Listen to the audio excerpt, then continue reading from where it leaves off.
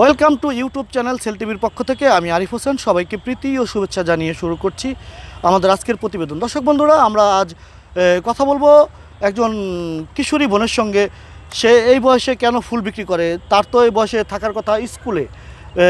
তো তার জীবনের বাস্তব গল্পটি আমরা তুলে ধরবো এবং আপনাদেরকে শোনানোর চেষ্টা করব।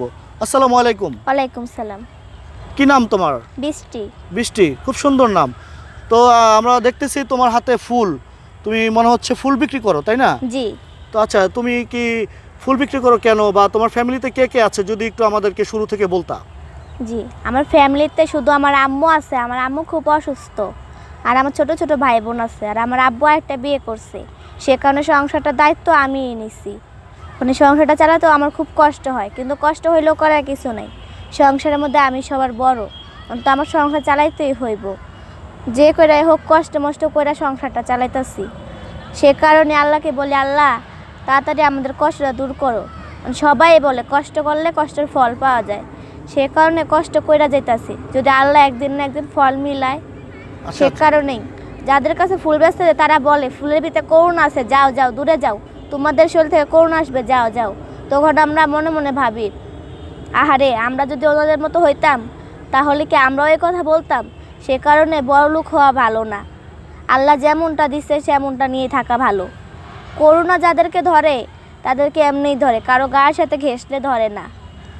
আমরা তখন ভাবি যে আজকে আমরা রাস্তাঘাটে ফুল বিক্রি করে দেখে সবাই আমাদেরকে বলতে পারে যে যাও যাও দূরে যাও। যদি আমরা আজকে ভালো করে নিতাম, পড়াশোনা করতাম, তাহলে কেউ আমাদের বলতে পারতো না।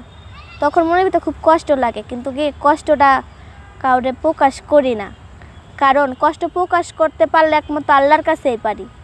আর অন্য কারো কাছে পারলে সে কি আমার কষ্টটা দূর করতে পারবো না। আম্মুকেও কষ্টের কথা বলি না, কারণ বললে কী লাভ? আমার আম্মু তো অসুস্থ, আমার আম্মু কি আর পারবো? সে কারণে আর কারোর কাছে কোনো কষ্টের কথা বলি না, নিজেরটা নিজের মনের মাঝখানে রাখি। সবাই বলে যে তোমরা ফুল বিক্রি করো কেন, বাসায় কাজ করে খাইতে পারো না? তখন আমি মনে মনে ভাবি, আমি তো চুরি ডাকাতি করে খাই না, আমি ফুল বিক্রি করে খাই। আমি তো কারোর কাছে হাতও পারতাছি না, আমি ফুল বিক্রি করে খাইতাছি। তখন আমি তাদেরকে বলি যে আজকে যে আপনি আমাদের জায়গায় হইতেন তাইলে বুঝতেন যে আমাদের কষ্টটা কী। আপনি আজকে অন্য জায়গায় আছেন দেখা, পড়াশোনা করতে পারতেছেন দেখা, আজকে আপনার বাবা আছে মা আছে দেখা আপনি বুঝতেছেন না, কিন্তু শুধু তো আমার মা আছে, সে কারণে আমি বুঝতেছি যে আমার কষ্টটা কী। একদিন একদিন আল্লাহ আপনি করেও দিব এরকম সুখ। আচ্ছা, তোমার বয়স কত এখন? তোমার বয়সটি কত? 13 বছর বয়স। জি। তো তোমার বাবাকে তুমি দেখেছো? না। তোমার বাবাকে তুমি কখনোই দেখোনি? না। বাবার কথা মনে পড়ে না? বাবার কথা মনে পড়ে, কিন্তু মনে পড়লেও করার কিছু নেই।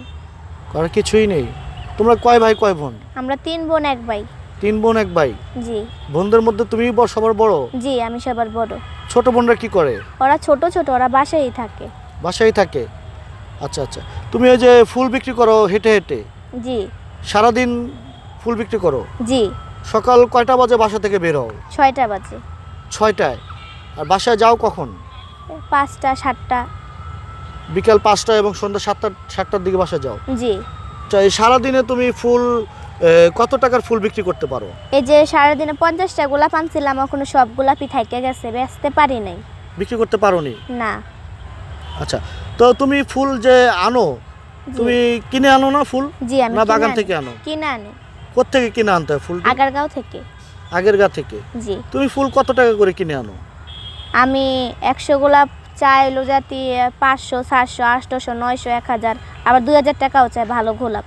আর আমি যেটি আনি সেটি তো বাসি গোলাপ, সেটি আনি যাইয়া 500 800 900 টাকা দিয়ে আনি। মানে এক 50টা গোলাপ আনি না, 3-4 জন ভাগ করে আনি।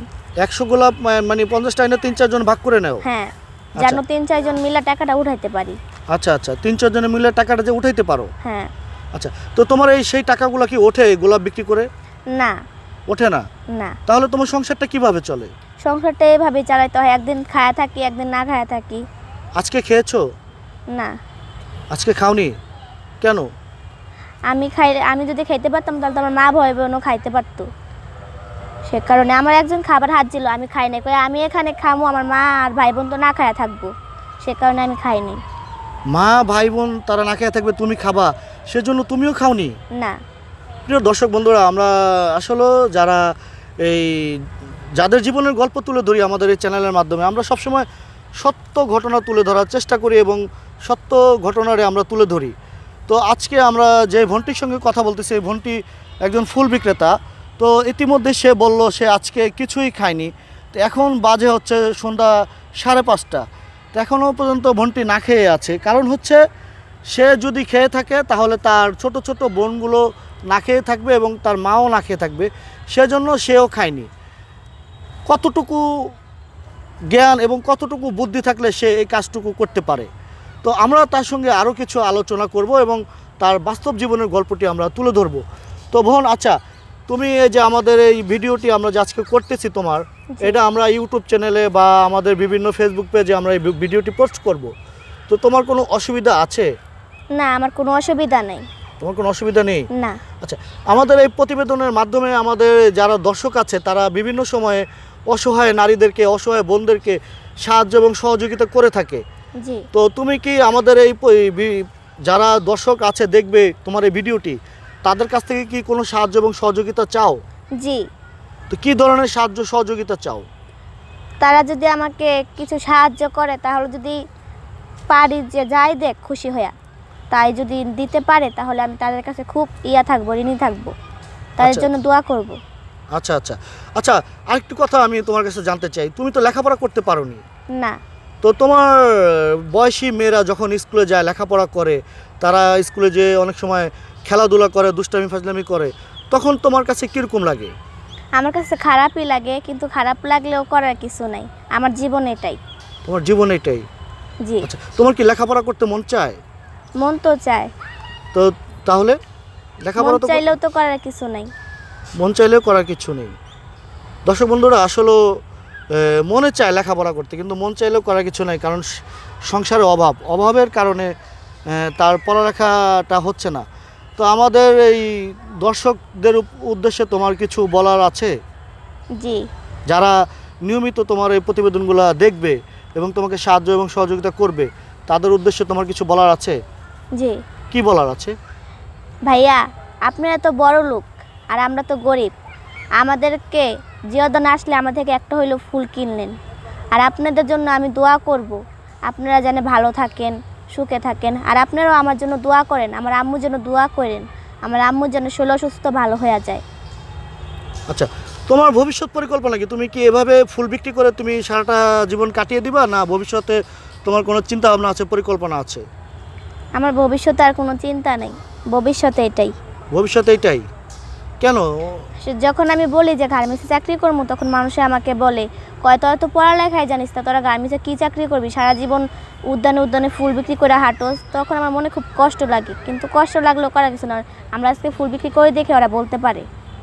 আচ্ছা আচ্ছা, সুন্দর কথা বলেছো। তোমরা ফুল বিক্রি করো বিধায় এই কথাটা তারা বলতে পারে।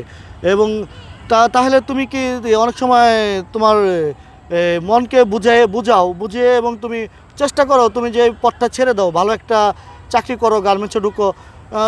আমাদের সমাজে তো অনেক অবহেলিত নারী আছে, অনেক মূর্খ নারী আছে যারা এখনও গার্মেন্টসে চাকরি করতেছে। জি। তাহলে তুমি কি সেটা পারবা না? চেষ্টা করবো, চেষ্টা করলে সব কিছুই পারা যায়। চেষ্টা করলে, এই যে এখন বলেছো সত্য কথাটা, চেষ্টা করলে সব কিছুই পারা যায়। তুমি কি কখনো চেষ্টা করার ইচ্ছা আছে তোমার? জি। ইচ্ছা আছে? কি ধরনের ইচ্ছা আছে? আমার আল্লাহর উপরে ভরসা আছে। আল্লাহর উপরে তোমার ভরসা আছে? জি। ফিয়ামানিল্লাহ, আল্লাহর উপরে আমাদেরও ভরসা আছে। আমরাও চাই তুমি ভবিষ্যতে অনেক বড় হও এবং তোমার ভবিষ্যৎ লাইফটি অনেক ভালোভাবে কাটুক, সেটাও আমরা চাই। তো দর্শক বন্ধুরা, আমরা আর একটু সময় নিব, আমরা তার কাছ থেকে আমরা শুনে নিব বাকি কথাগুলো। আচ্ছা, তোমার এই আমাদের এই যে দর্শকরা যদি সাহায্য এবং সহযোগিতা করতে চায় বা তোমার সঙ্গে যদি কোনো যোগাযোগ করতে চায়, তাহলে কিভাবে সম্ভব হবে? আমার একটা মোবাইল আছে বাটন, আমার আম্মুর। সেই মোবাইলের থেকে নাম্বার নিলে ওরা আমার সাহায্য সহযোগিতা ওনারা করতে পারবেন। আচ্ছা, নাম্বারটি কি বিকাশ করা আছে নাকি না? হ্যাঁ হ্যাঁ, নাম্বারটি বিকাশ করা আছে। আচ্ছা, নাম্বারটি কি তোমার মুখস্থ আছে, তুমি বলতে পারবা? না, আমার মুখস্থ নাই। তোমার মুখস্থ নেই? না।